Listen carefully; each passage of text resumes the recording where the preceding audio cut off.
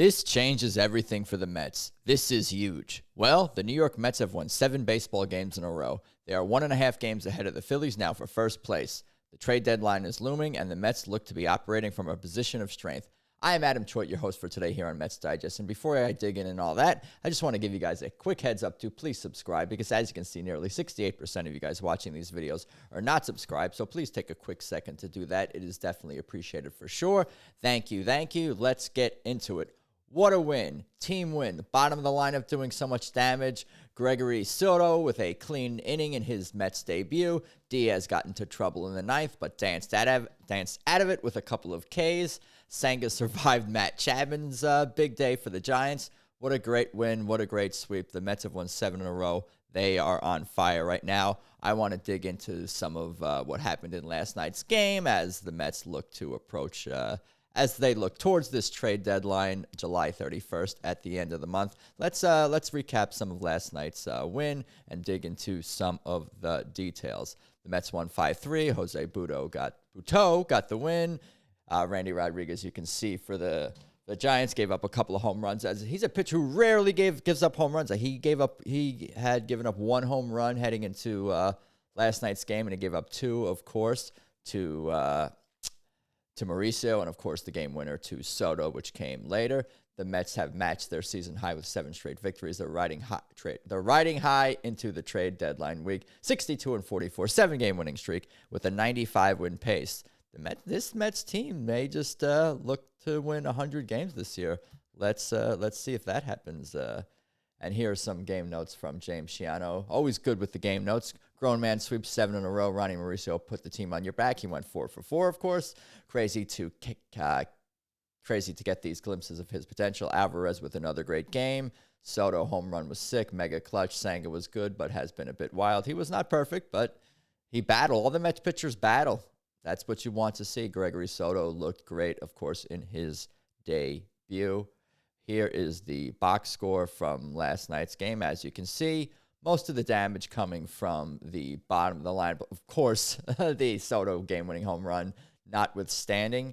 He had a walk as well. Nimmo had a hit also from the number 1 spot in the lineup. But other than that, not much from the top of the lineup last night. And that's when you win games and the top of the lineup isn't doing much.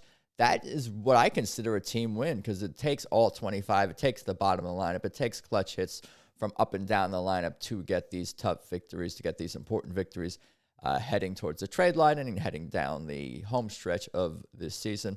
We're about 2/3 of the way through the season, of course, with August and September still to go. But, yeah, what a great win. Soto, Mauricio with the big home runs. It took 6 pitchers to get it done. Senga, Butto, Soto, Reed Garrett, Brooks Raley, and Edwin Diaz. What a great thing to have Brooks Raley back and Soto. The Mets have 2 lefties now. How great is that? But let's dig into some of the ramifications on the trade deadline that this 7-game winning streak and this hot streak is going to play on that. And was a great piece by Anthony DiComo. You definitely want to check that out on MLB.com, and let's get into it. With deadline near, Mets show off strength of current squad and sweep of San Francisco. The closest thing to a certainty is that this Mets team will acquire another reliever before Thursday's deadline. Beyond that, the Mets keep demonstrating aptitude across the diamond. On Sunday, Ronny Mauricio hit a game-tying homer. Francisco Alvarez scored 2 runs, and Juan Soto hit a go-ahead solo shot at Oracle Park to cap the win. That is Anthony DiComo talking about the win last night and the Mets' likelihood of pursuing a reliever. But all the other positions, and including reliever to some degree, are up in the air in terms of what the Mets will pursue. Teams are looking at Marte. Teams have been scouting the Mets' AA system. Teams, of course, I'm sure, have been looking at Beatty and Mauricio and Vientos and even Luis Angel Acuna, and in terms of young Mets players who might be available if the Mets decide to pursue a veteran player to bolster their chances of winning the World Series this year. Here's more from Anthony DiComo. The Mets are definitely just fine at catcher. Within days of going to the minors, Alvarez began cranking out video game numbers, which earned him a quick promotion back. His 2-hit game Sunday was one of his best performances yet, but hardly his only high point. Alvarez has looked great hitting since he's been back, and that's certainly nice to see. And it doesn't appear that the Mets will be looking for a catcher to replace him, to be their starting catcher moving forward. He is the man. If he can continue to hit, that would be quite the boost for the Mets in this second half of the season. Certainly. Let's dig into a little more on Alvarez here. Since returning from the minors, Alvarez is slashing .353, .450, .765. With at least one hit in all 5 games he's played. His presence has not only lengthened the lineup, but vindicated President of Baseball Operations David Stearns' notion that the team doesn't need to trade for a bat. If Alvarez can maintain this sort of production down the stretch, he'll be as impactful as anyone the Mets could acquire. And I agree with that. Yeah, it'll be very interesting to see if the Mets do look to acquire a bat this week, but personally, I don't see it happening. I don't expect that. I think the Mets are very happy, especially with Ronny Mauricio. There's been some talk as well of course, upgrading center field. Tyrone Taylor's struggles with the bat have been well documented on this channel by me certainly. But let's take a look at the outfield situation a little bit. The Mets are likely just fine in center field. This is the lone offensive area Stearns has publicly identified as a place he'd like to upgrade. Tyrone Taylor, while a superlative defender, ranks 224th out of 230 MLB hitters in weighted runs created, minimum 250 plate appearances. Since May 21st, Jeff McNeil ranks 3rd among qualified Mets regulars in batting average and OPS, behind only Soto and Brandon Nimmo. More than that, McNeil has continued to improve in center field, a position that before this season he had never played regularly as a professional. Yeah, McNeil's versatility has been just huge for this team. It's been huge for Mendoza, and to see him adjust in center field and playing very well out there has been awesome to see.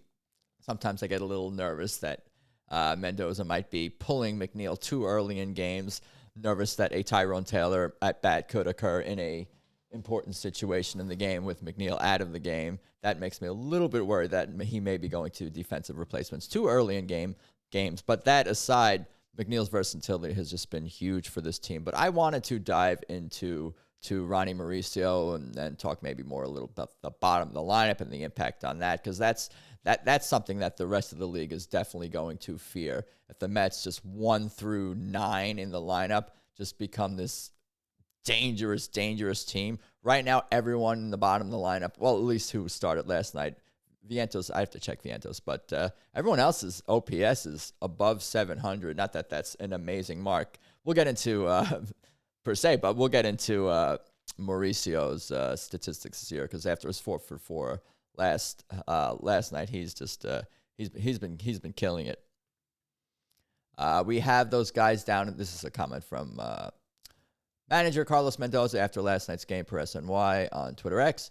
When we have those guys down in the bottom, our lineup is a lot deeper. Carlos says that Ronny Mauricio was incredible tonight, and I agree with that. It's the lineup is just lengthened so much. You have dangerous hitters up and down the lineup. You have to be careful with Brett Beatty. You have to be careful with Alvarez. These are dangerous hitters, and Ronny Mauricio, he may be the most dangerous of all of them and have the highest ceiling out of all of them. That seems to be the consensus online from the beat writers, from the fans, from the eye test, is that Ronny Mauricio truly has the highest ceiling out of all the young Mets hitters.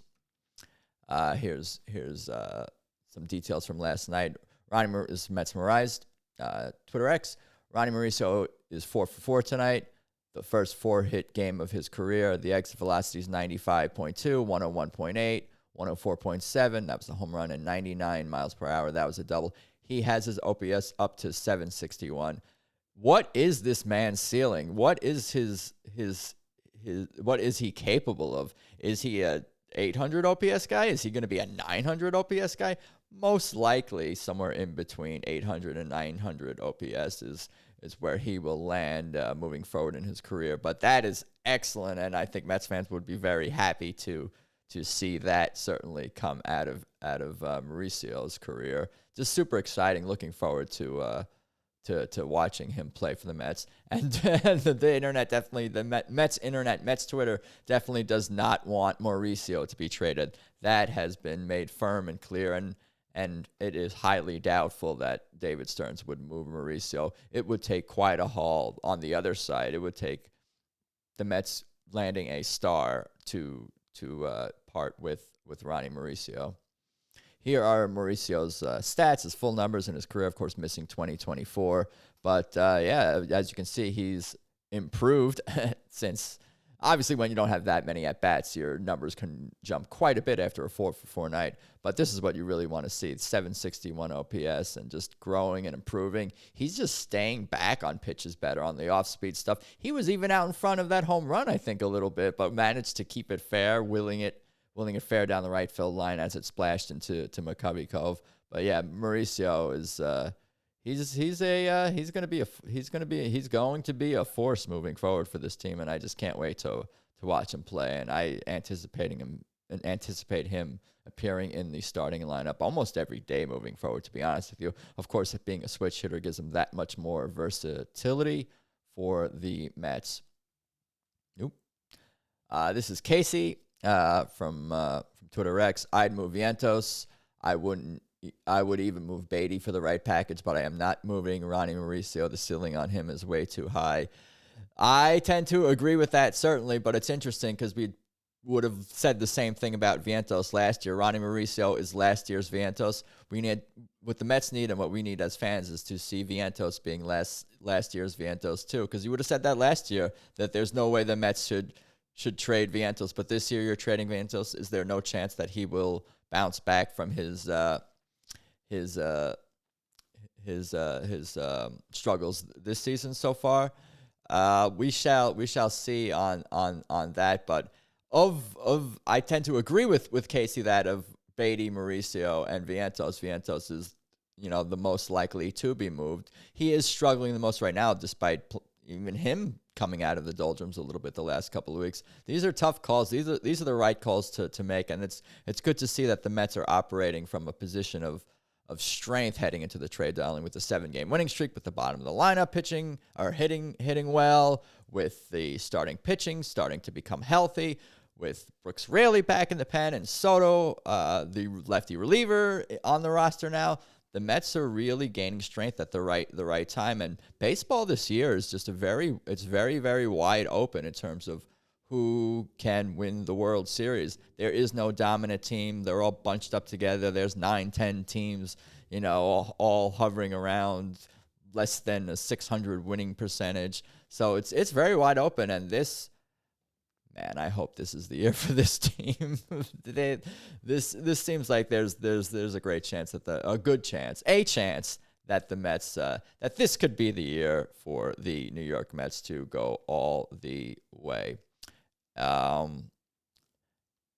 I think that's pretty much all I got.